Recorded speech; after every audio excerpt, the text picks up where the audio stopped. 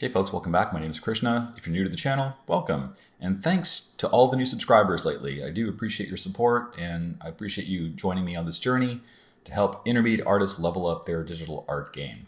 So this time around, we're going to take a look at tires and wheels. And I've made a few videos on this topic before, but I found another way that I really like that I want to share with you. And that technique involves actually starting out with some type of a circle, and then on a new layer, I will create an ellipse.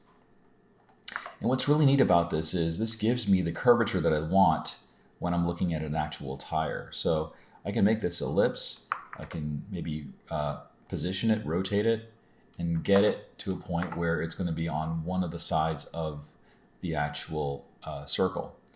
So now I can draw my inside wheel, I can clean up the back here, and I've got now a fairly decent representation for a tire.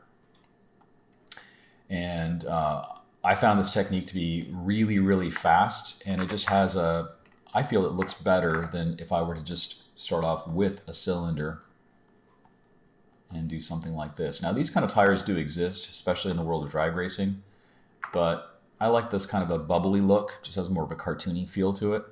You let me know which you prefer in the comments below. So now we're going to take a look at how you can draw tire tread. So let's review this technique because we're going to actually use it here in a minute.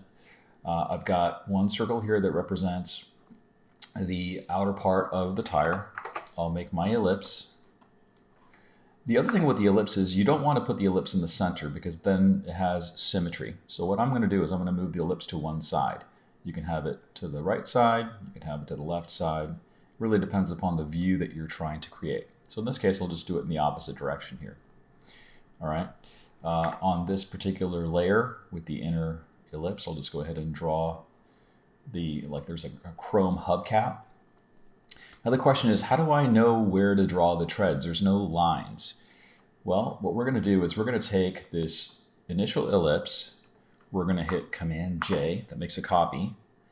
And then we'll move the copy out just a little bit towards the right, and I'm going to drop its opacity so that way it's not going to compete with the other lines that I've already drawn. So I've got this circle, this copy. I'll continue to make a copy. I'll hit Command J, Command J, Command J, Command J.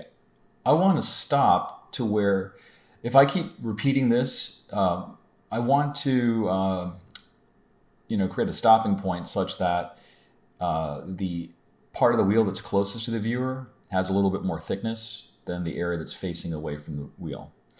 So I'm going to stop right here because this will still give me that perspective that I want. I'm going to merge those existing layers together. I can get rid of all of the stuff that's on the right.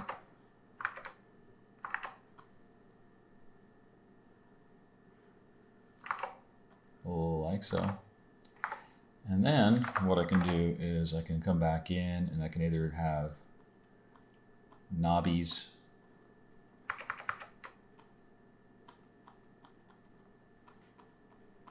I can just follow those lines. Doesn't really matter where those lines go.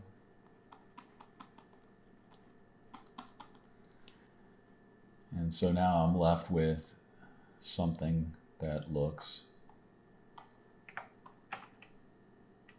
like this. And I can always add a little bit of shine, add an axle, and what have you. Now this is great for vehicles when you're drawing either the back view, 3/4 back view, or the 3/4 front view. But what if you're having a car where you've got one of the front wheels turned, right?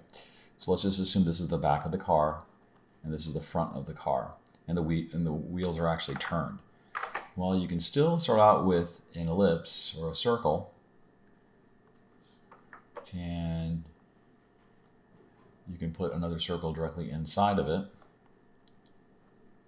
And just know that when the wheels are turned, you're going to see them more as a circle rather than an ellipse. And then for the back wheel, make a new layer for that. I'll have my circle and I'll have my ellipse. And what you can do now is you can get rid of the excess, the parts that are hidden by the fenders.